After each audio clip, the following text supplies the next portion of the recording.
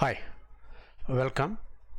This is the second session on compact spaces, part of topology. I know I still have some more examples we have to work out about compact spaces from our list of like VIP topology, countable, co-countable, co-finite topology, etc. But I'm a little mischievous. Okay, we motivated the open covering, compactness, etc.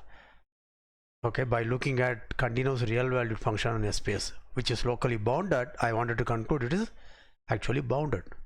Right, now that we are introduced a notion, I want to know whether we can prove that result with this definition. Usually this is done after quite some time in the regular courses, right, after proving continuous image of a compact set is compact and etc. Right, now we want to show how the very definition is enough for us to conclude. Okay, are you excited? Okay, let's get into that. Okay, that's the title. Please look at my YouTube channel. This is a short way of looking at apparently. This is Kumar HCU. I don't know why it came. See, whatever you do, there is always some mistake or something. Huh? Kumar HCU. Yeah, this is the thing. Okay, you should be able to locate, and I think I have in the home page of this channel I have made various courses which are available. Hopefully it will be useful for you. Okay, right, now let's get started. So let us quickly say what's our definition of compactness. So I say X tau is compact if topological space is compact if for every open cover ui ini of X, okay, there exists a finite subcover. What does that mean? That is, there exists a finite subset of I said that X is union J in R F of UG. So I don't require all of I to cover it. Okay, this is good enough, right? Now let's prove the result. So this is the theorem. Let X tau be a compact space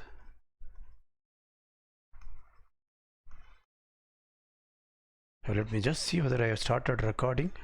Yes, and timer, yes. Okay, let F from X to R, here R is with the usual topology, be continuous. Then we want to say F is bounded on X. That's it. Okay, remember that was what we wanted to motivate. So when I want to say F is bounded on X, what is that I have to do? I have to say that is to what, that is we need to prove there exists an M positive so that for all X in capital X mod Fx is less than or equal to M. Okay, that's what we have to prove. But if I had been a follower of my reanalysis course, etc., you will remember any estimate I tried to bring down to natural numbers because of Archimedean property. Since M is a positive number, right, and it's not an upper bound for the set of natural numbers, okay, therefore there exists a natural number n so that n times 1 is greater than m by Archimedean property.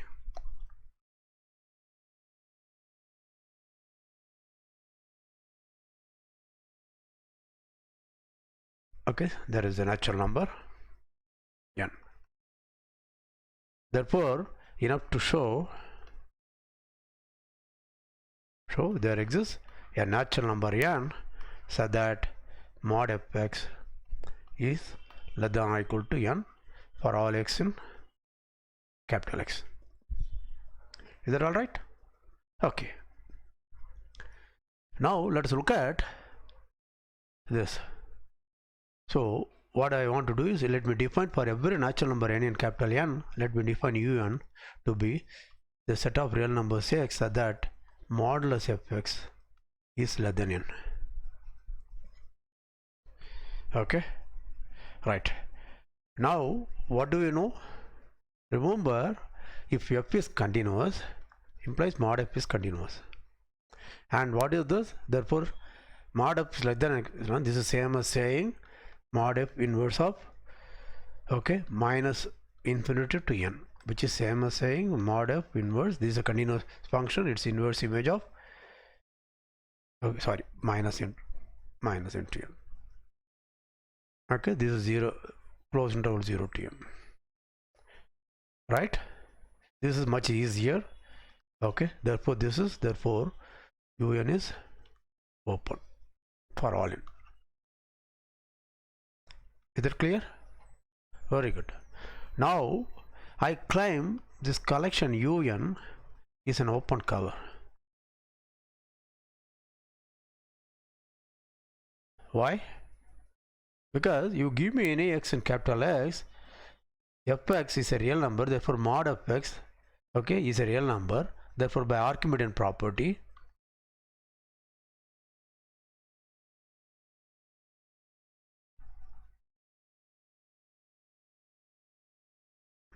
there exists an n such that n times 1 is greater than mod fx. That is, mod fx is less than n. What does that mean? This means this x must be in un. Do you follow that? Therefore, given any x, okay, there exists a natural number nx in n equal to nx in natural number such that x belong to un. That means capital X is union un. Do you follow that? Pause, review, proceed.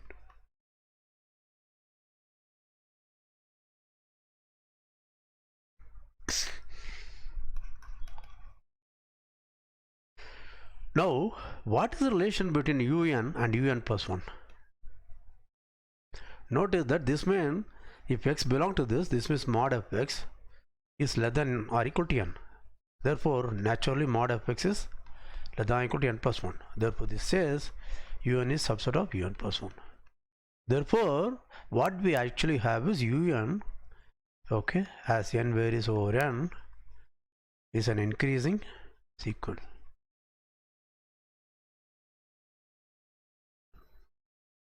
Open sets in x so that union un equal to all of x. Okay, good. Now what do I know about x? Since x is compact,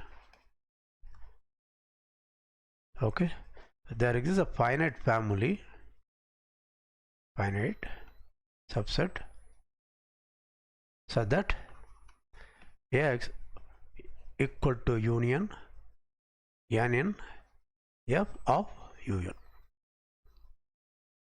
Okay, I don't want to write. If you want, you can write as f equal to n1 into nk if you want. Okay, now can you just think of it? There is a finite subset of n1 into nk, so that x is contained in the union of un1 union un2 union unk. And I also have observed something. There is a relation between un and un plus 1, and therefore if let us say if m is less than n, what is the relation between um and un? Is contained on this, right? Therefore, what can you guess here? So let n equal to maximum of n in f.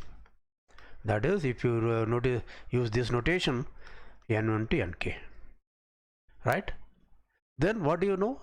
For each n in f, un is contained in u capital N, right? Therefore, what is union un as n varies over capital F? For every n, it is contained in un, right? If A is a subset of B, A union B is B. Therefore, it follows this is nothing other than un itself. Have you understood? But what do we know? X is union un n in f, but that's equal to capital un. Therefore, I have u capital N equal to x. But what is u capital N? That means for each x in capital X, okay, x belongs to un. That means mod fx is less than or equal to n. So we have proved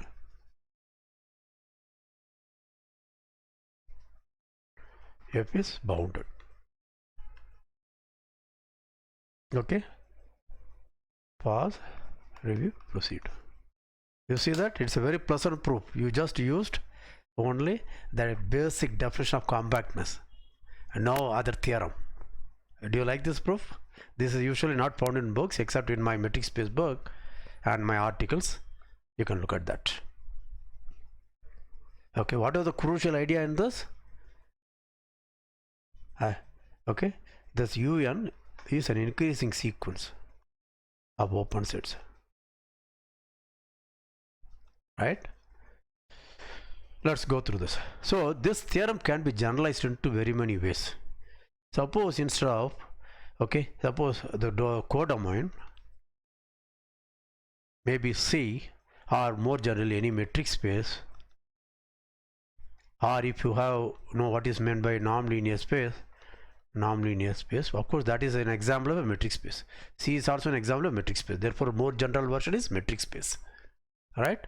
So what is the result? The theorem is, let X now be a compact space,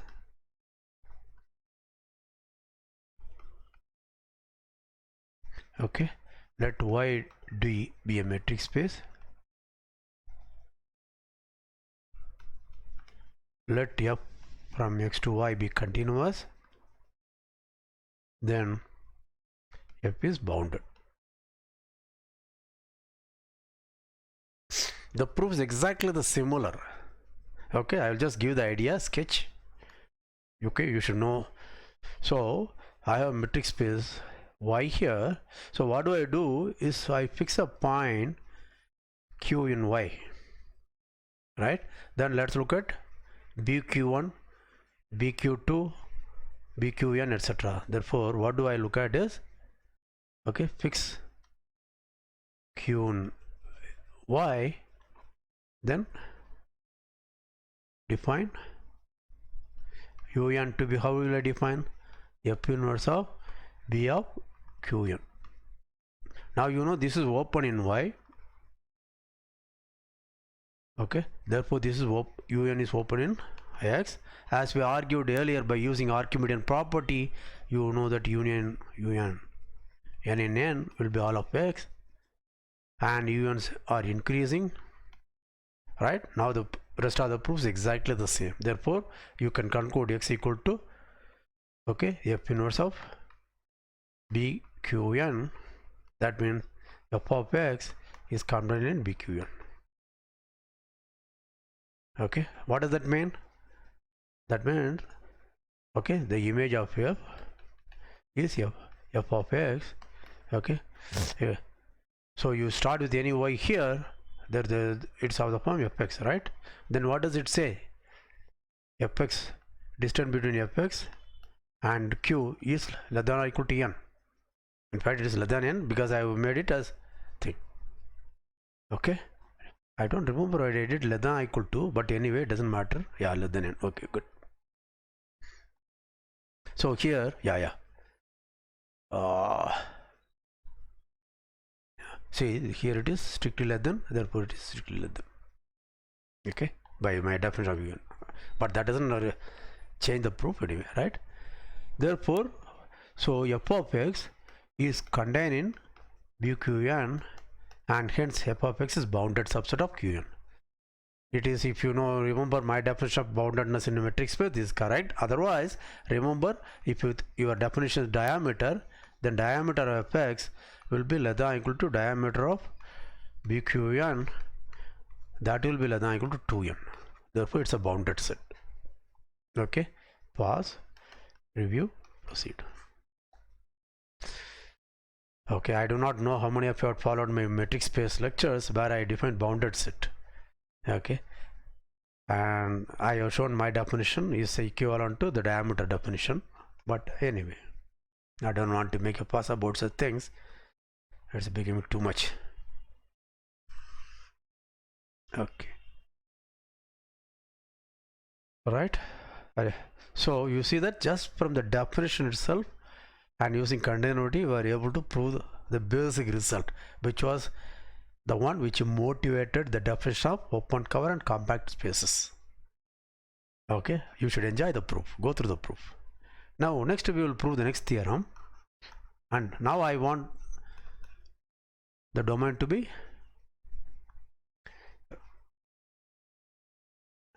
real, continuous real valued function. Then what do you know? Then it attains its f attains its bounds. That's a this is a colloquial way of saying, loose way of saying, but let's make it very precise statement. There exists x1 and x2 in capital X, so that for all x in capital X, fx1 is less than or equal to fx, which is less than or equal to fx2. So then therefore x2 is a point of maximum, global maximum for f, and x1 is a point of minimum for f. You understand? That proof is also interesting proof. Again, this is a direct proof. If you look at the standard textbook, okay, you won't find these things, except perhaps my book on metric spaces and my articles. Anyway, the proof is again very interesting. Right. First, notice that fx we know is a bounded subset of R, and it's non-empty because x is non-empty. Right? Why this is bounded? Because we know that there exists m, if you want, natural number m, so that for all x mod fx is less than or equal to m. What does this mean? This means for all x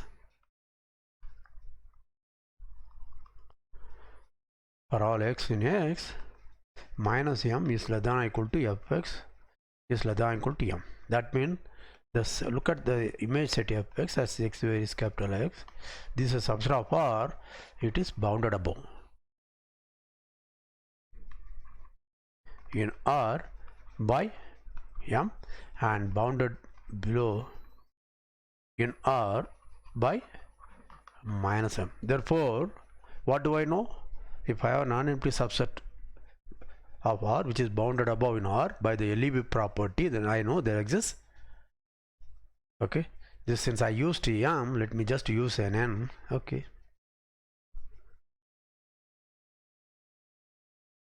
okay, I'm sorry, okay, because I want to use capital M and small m for maximum minimum, right? Therefore there exists m, a real number, so that m is the LUB of fx as x varies over x, and similarly little m, which is the GLB of fx as x varies over capital X. This is by the LEB property, LEB GLB property of R, because this set is a non-empty bounded set with bounded above as well as bounded below. Therefore LEB and GLB exists, right?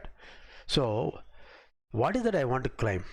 Let's look at the statement and try to see what it means.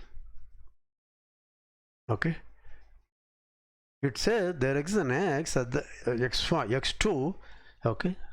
Okay, let's look at the statement. I just want you to think, because many of you may not have learned this kind of maximum, minimum, LEB, GLB, etc. very carefully. That's why I want to repeat. If you had already learned, okay, please excuse me, you can skip next few seconds. Okay, so if I say there is an x2 in capital X, so that for all x fx is less than or equal to fx2, that means fx2 is the maximum for or of the set fx. Let me write it as fx so that it will be faster for me. Yeah, now if m is the LUB of fx, that means what? For all x in capital X, fx should be less than or equal to m. This says fx2 is already an upper bound.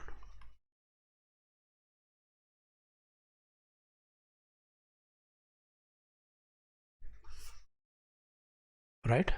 And the m is the LUB. Therefore, what is the relation? Therefore, m should be less than or equal to fx2. You understand? But remember, x2 is an element of x. Therefore, fx2 lies in fx. Therefore, fx2 should also be less than or equal to m. Hence, what do I conclude? I want to conclude this. Therefore, okay, there exists x2 in x such that fx2 is equal to m. That's what you have to prove. Okay, pause, review, proceed. Okay, I'm just working backwards. Okay, I want my main purpose is to make you think rather than check line by line proof logical consequences. Okay, right. So I only have to prove there exists, therefore, so enough to show there exists an x2 in x so that fx2 equal to m. That is why we say attains its bound. This m is the upper bound, least upper bound, and it is attained at a point of x. That is why we loosely say f attains its bounds in the compact case. Okay, how do I prove that? Suppose false.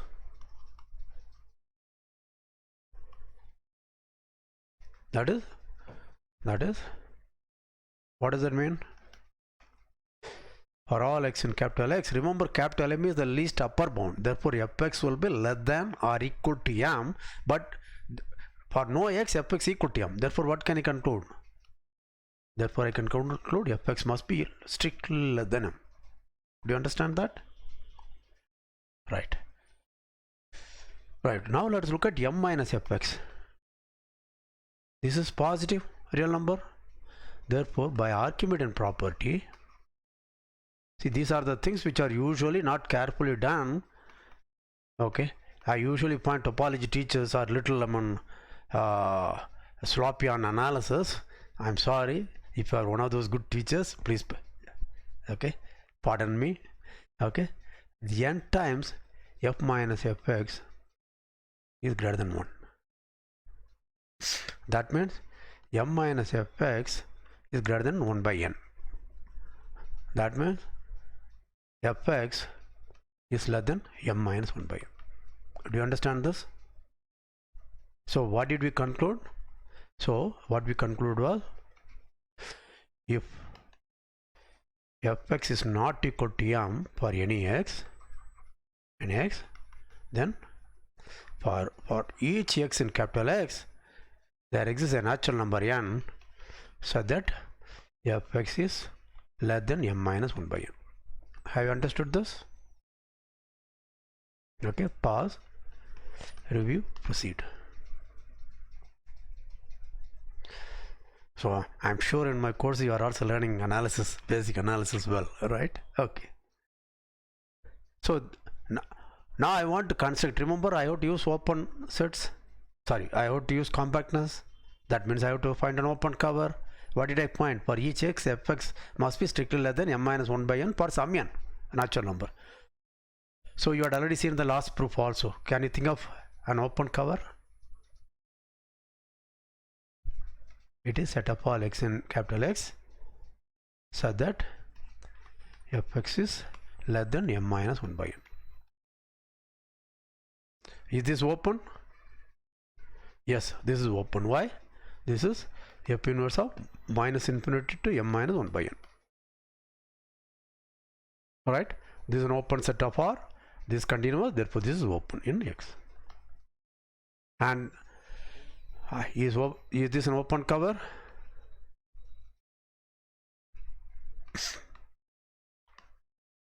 Yes, because give me any x in X. Since fx is less than m, we proved there exists an n so that fx is less than m minus 1 by n. That means my x belong to un, right? Therefore, okay, x belong to un, but un is union of un, therefore un is an open cover.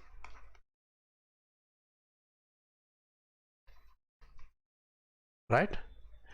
Now as again, suppose my x is such that fx is less than m minus 1 by n Okay, and suppose I have an n which is, sorry, they have an let us say k greater than n. Okay, then what do I know? 1 by k will be less than n, therefore m minus 1 by k will be greater than m minus 1 by n, right? Therefore this will be less than m minus 1 by k, right? If x is such that fx is less than m minus 1 by n, for each k, let me say for each k greater than or equal to 1 by n, fx will also be less than m minus 1 by k. So what do you think I am arriving at? Therefore if k is greater than or equal to n, then un is contained in uk, in particular n plus 1. Un is contained in un plus 1. Do you understand? Pause, review, proceed. Right? Therefore now I have un as n varies over n is an open cover and uns are increasing, right? Now since now I can use x is compact, see, in both the thing the same idea. Therefore there exists a finite subset such that x is equal to union un as n over the finite set. Now you know that if f equal to n1 into nk, if capital N is the maximum of n1 into nk, then what do you know? As argued earlier, x must be un where n equal to maximum of n in f. Is that clear? So what does that show? That shows for each x in x belongs to un. Okay,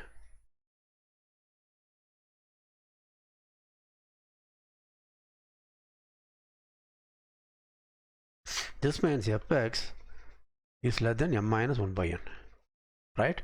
That means m minus 1 by n is an upper bound.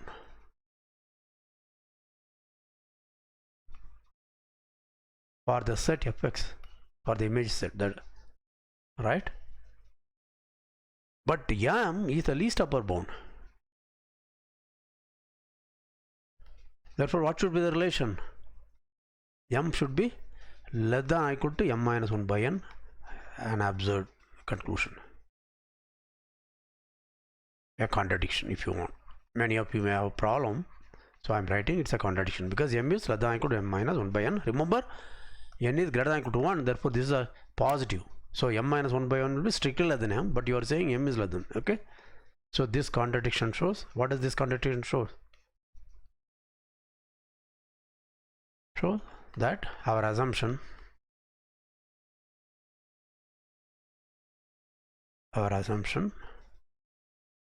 that there exists no x such that fx equal to m is, this assumption is false. That means there exists at least one x such that fx equal to m, right? And suppose okay, pause, review, proceed. Now suppose m equal to glb of fx, how will you proceed? This is just for you to teach analysis, okay, and you should complete the proof.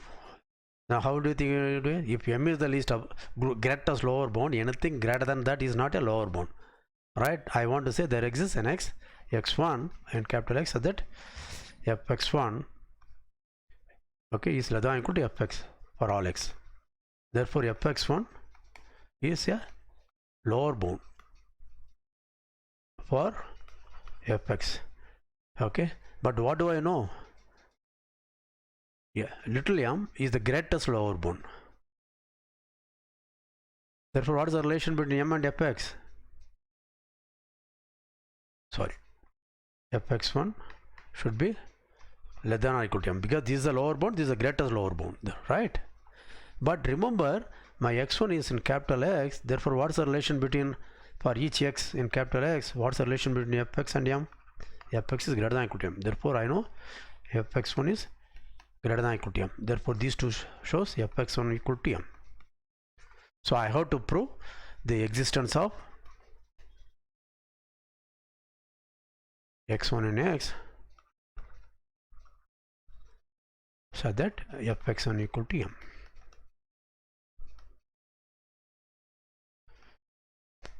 Right?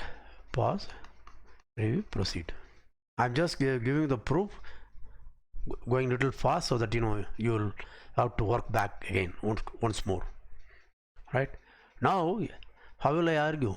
I want to say there exists x1. Now fx1 is always greater than or equal to n. Okay, fx is okay for any x, right? So if I say there exists no x such that fx equal to m, that means for all x, fx is strictly greater than m. Again, by Archimedean property, you can say that fx must be greater than or equal to m plus 1 over n, or greater than m plus 1 over by Archimedean property, as we argued earlier. That is, you look at m minus fx, this is always positive, etc., etc. Okay, right. Then how will you define un? Again, you do the same thing, capital X, so that fx is greater than m plus 1 by n. Okay, now proceed. Okay, proceed as above. Please discuss this if you don't understand, because I find many students real analysis is very, very bad. Okay, because everybody learn only continuity, metric spaces, something. Okay, the upper bound, lower bound, GLB, LEB are not taught carefully. If you are still weak in that, please watch my channel, and in that there is a playlist for real number system. In that I have upper bound, lower bound, LEB, GLB. There are about 3 or 4 videos. They are very easy at this level. If you are an MSc student, please go through it and you will be very, very confident. You will thank me also. Anyway, so what have we shown?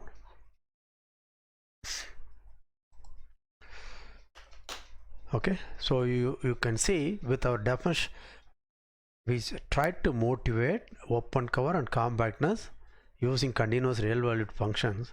So in particular, as soon as I defined compact spaces, I could have proved these 2 theorems. I don't have to wait for a lot of other results to follow. Do you understand that? Please, okay, if necessary, you please check with your class notes or textbooks, then you will appreciate. Okay, I hope you enjoyed. In the third lecture, I will continue with the examples of compact spaces again. Okay, take care, stay safe.